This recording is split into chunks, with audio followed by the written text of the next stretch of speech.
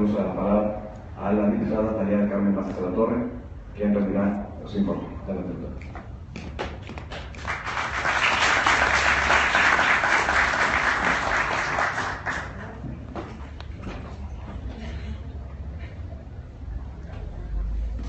Eso que nos hagan la foto.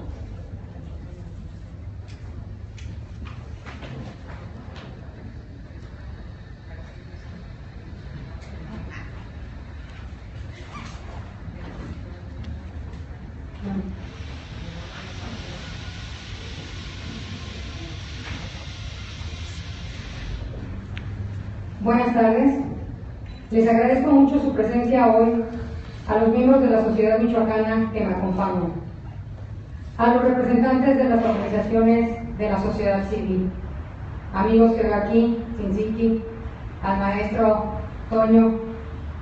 Agradezco también a los asesores y personal de este Congreso que trabajaron duro junto a mí, apoyándome en los trabajos de esta legislatura, particularmente a Verónica Román Bistraín, a la licenciada Edith Juárez Venegas, a Patricia Ibarra Espinosa, a Guillermo González y a José Pimentel Raya, también al doctor Mario García.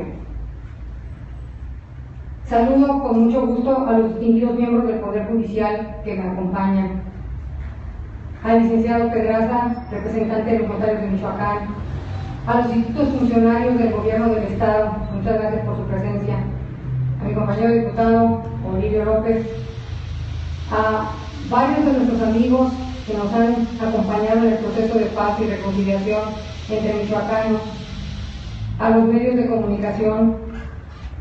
Agradezco de manera muy especial la presencia de mis amigas y compañeras de lucha de la Asociación de Mujeres que yo presido, México contra la Impunidad, a mis padres, vienen de México, llegaron a mucho gusto,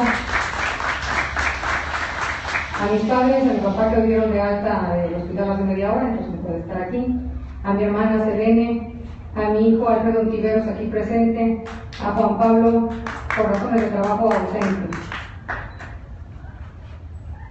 a Gerardo Herrera del Grupo de Pacto, a Rodrigo Campo, a dos personas que me han hecho la vida bella en Morelia, que los amo con todo mi corazón, a la licenciada Reina Navarro y al licenciado Salvador Molina.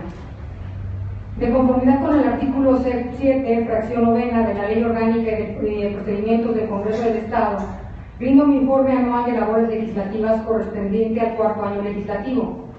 En el periodo que comprende del 15 de febrero de 2015 al lunes 7 de septiembre, se desarrollaron 33 sesiones, asistiendo a 13 ordinarias, 12 extraordinarias y 6 solemnes. En el presente informe se da cuenta detallada de la presentación de 9 iniciativas, 16 intervenciones en tribuna, 2 posicionamientos, así como el total de dictámenes aprobados, 20 de la Comisión de Justicia y 31 de la Comisión de Régimen Interno y Prácticas Parlamentarias, que dan cuenta del trabajo realizado. Soy diputada independiente, por lo que informo de acuerdo a mis convicciones y a la naturaleza de mi cargo. Soy representante del pueblo de Michoacán y en cada evento al que acudo, reunión de comisiones o pleno del Congreso, debo hablar y actuar como cualquier otro ciudadano que, como yo, ame profundamente a Michoacán y a México. Tomé protesta como diputada el 5 de marzo de este año y ya para el día 14 del mismo mes acudí a la Conferencia Permanente de Congresos Locales, la COPECOL, que se realizó en la ciudad de Zacatecas. Llegué al evento pensando que por tratarse de una conferencia de legisladores de todos los congresos locales de la República, discutiríamos cómo ser un fuerte contrapeso y oposición frente al voraz centralismo que promueve la Federación, pues es nuestra obligación velar por la soberanía de cada uno de nuestros estados. Fue lamentable presenciar el entusiasmo y fervilismo con que los resignados legisladores de todo el país aceptaban en silencio el desfile de funcionarios federales que dictaban conferencias dándonos línea, es decir, dándonos órdenes, para decirnos cómo legislar armonizando las leyes locales con las federales. Incluso en el reglamento de la conferencia se especificaba que no interrumpiéramos y que nuestras opiniones las mandáramos por correo. Como yo soy diputada independiente y eran inaceptables esas reglas, exigí que se me escuchara en las mesas en que se trataron los temas de seguridad pública y atención a víctimas, pues las considero los temas más relevantes para el estado de Michoacán. Este tipo de eventos, donde se citan los legisladores locales para ser paleros y comparsas de un gobierno cuestionado internacionalmente por su corrupción y por su ineptitud, violan todo espíritu republicano. Por eso lo informo, porque todos los michoacanos lo debemos saber. El 14 de abril del presente año, sometí a la consideración del Congreso del Estado de Michoacán la iniciativa con proyecto de decreto de ley de amnistía para autodefensas y comunitarios del Estado de Michoacán de Ocampo. Insistí que ante la ausencia o complicidad del gobierno frente a los criminales, ante el total estado de indefensión que su vacío les dejaba, los autodefensas michoacanos se organizaron venciendo el miedo y en un estricto derecho a la defensa de sus derechos fundamentales. Los michoacanos vivíamos entre la muerte, la extorsión, la violación, la tortura y la desaparición forzada, entre otros horrores. En ese contexto solo había en Michoacán, y creo que hoy vuelve a ser la circunstancia, dos posibilidades: la autodefensa o el sacrificio. No obstante lo anterior, se han ejercido acciones penales en contra de los líderes y otros miembros de las autodefensas, siendo que actualmente se encuentran presos 200 autodefensas del fuero federal y más de 180 del fuero local, muchos de ellos por razones políticas, ya que no existen pruebas o elementos que hagan suponer la comisión de delitos que se les imputan. Las autodefensas surgen como reacción a una situación de violencia extrema que superó la acción de las autoridades locales.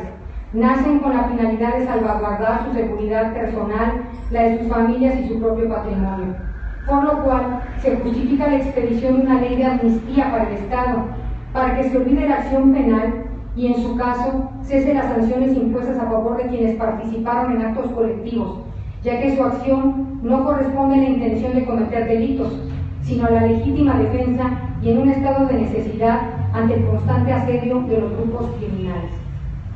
Respecto de la ley de amnistía, no solo no recibí apoyo de mis compañeros legisladores, sino que ni siquiera logré, a pesar de mi insistencia, que se instalaran las mesas técnicas para su estudio. Me queda claro que las autodefensas de Michoacán, que recibieron atención internacional, no son del interés de este Congreso, lo cual es una vergüenza. También el 14 de abril, todos los diputados integrantes de la 72ª legislatura presentamos la iniciativa de ley de los derechos de los niños, niñas, niños y adolescentes del Estado de Michoacán de Ocampo. Por supuesto que me sentí honrada en suscribir esta iniciativa, pero también ese día manifesté en tribuna que era indispensable que el Congreso de Michoacán fijara postura sobre la masacre de Apatzingán del 6 de enero de este año, pues en ella murieron niños y fueron apresados otros niños como presuntos responsables.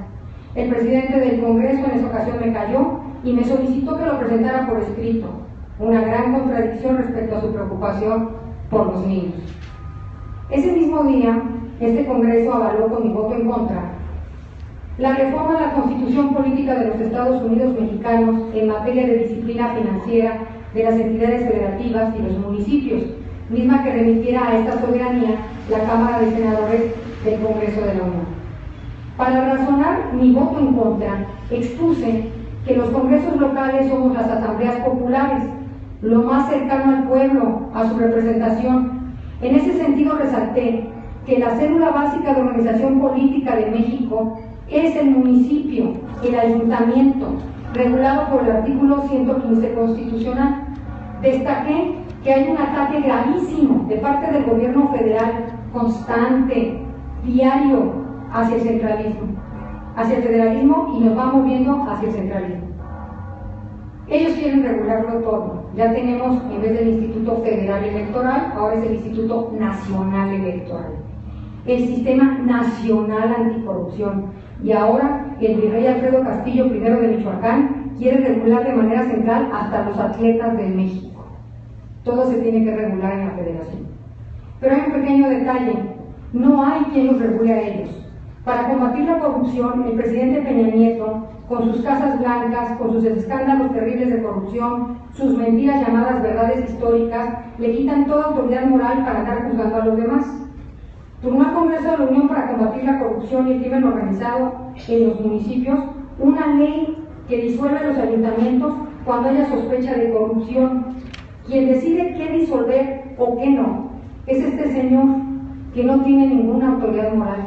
Sí, este señor, el presidente de México, insensible y autoritario, señalado a nivel mundial por su corrupción y observado por los organismos internacionales como violador consuetudinario de los derechos humanos. A este señor sin la autoridad moral, mis compañeros legisladores le cedieron la soberanía de nuestro Estado, la soberanía en materia hacendaria y financiera. Desgraciadamente en nuestro país no hay división de poderes y ahora resulta que tampoco hay 3 órdenes de gobierno. Entonces me parece gravísimo que nos la pasemos como congresos locales autorizándole a la federación que haga lo que quiera, porque así el federalismo se acabó. Es cierto que hay un grave problema en las finanzas públicas por endeudamiento de municipios y estados, pero la solución no es quitarnos la soberanía. La solución tiene que atacar las causas del endeudamiento, y las causas de esta crisis financiera son 3. La primera es la gran incompetencia de muchos funcionarios públicos.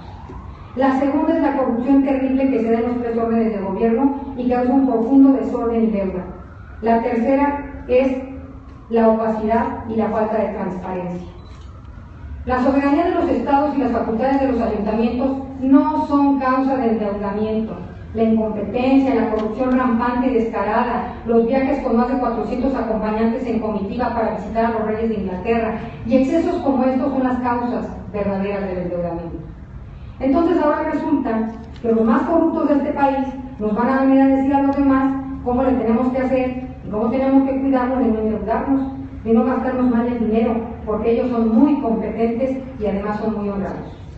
Cuestioné que el gobierno federal se crea con esa autoridad para hacer los hechos arriba descritos, pero lo más grave es que nosotros, los diputados locales, pensemos que vamos a resolver el endeudamiento y la crisis financiera de México restándole soberanía a los estados y a los municipios, eliminando los niveles de gobierno. El 30 de abril se aprobó por unanimidad la ley en favor de los niños y niñas de este estado, y atendiendo a la orden que me dio el presidente del Congreso 2 semanas antes, respecto de presentar por escrito mi posicionamiento sobre la masacre de Apatzingán, inicié la intervención recordando el artículo 1 constitucional, el cual me llena de orgullo, pues nos da protección no solo como mexicanos, sino como seres humanos. Recalqué que en una de sus partes, el artículo 1 constitucional señala que todas las autoridades, incluidos los diputados, en el ámbito de sus competencias, tienen la obligación de promover, respetar, proteger y garantizar los derechos humanos, de conformidad con los principios de universalidad, interdependencia, indivisibilidad y progresividad. Narré enseguida una de las miles de escenas violentas que vivimos los Michoacán. Sí, en Michoacán 2015, no en Siria, no en Afganistán, no en Angola, no en esos lejanos países gobernados por reyes sanguinarios. Aquí en Michoacán, en nuestro estado, ese día gobernado aún por el virrey Alfredo Castillo I de Michoacán, esto sucedió en Apatzingán el 6 de enero, el Día de Reyes.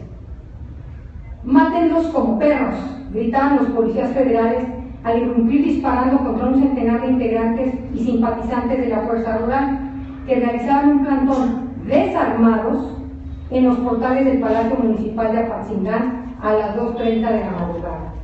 La escena que narré no corresponde a un país civilizado ni democrático, y nadie jamás imaginaría que esto puede suceder en un estado que cuenta con una constitución de avanzada y que da la protección más amplia en los derechos humanos. Asustados, los vecinos atisbaban desde sus casas. Uno de ellos se asomó por la ventana y miró a 4 muchachos guarecidos en la batea de una camioneta blanca. De la camioneta iban saliendo y les iban disparando. Dice el vecino, vi a 3 personas tiradas y una se movía y no los auxiliaban ni nada. Algunos otros pobladores aseguraban que la Policía Federal no pidió ambulancias, a pesar de que en la misma avenida, a 1 kilómetro de distancia, está el Hospital Ponce. Desde su ventana una señora observó cómo 3 jóvenes heridos se desangraron por casi 1 hora. La versión del virrey Castillo: un atropellado, 8 muertos por fuego cruzado entre bandas. La cabeza de la cadena de mando de la Policía Federal en Michoacán ese día era Alfredo Castillo Cervantes. La orden fue matarlos. ¿A quién?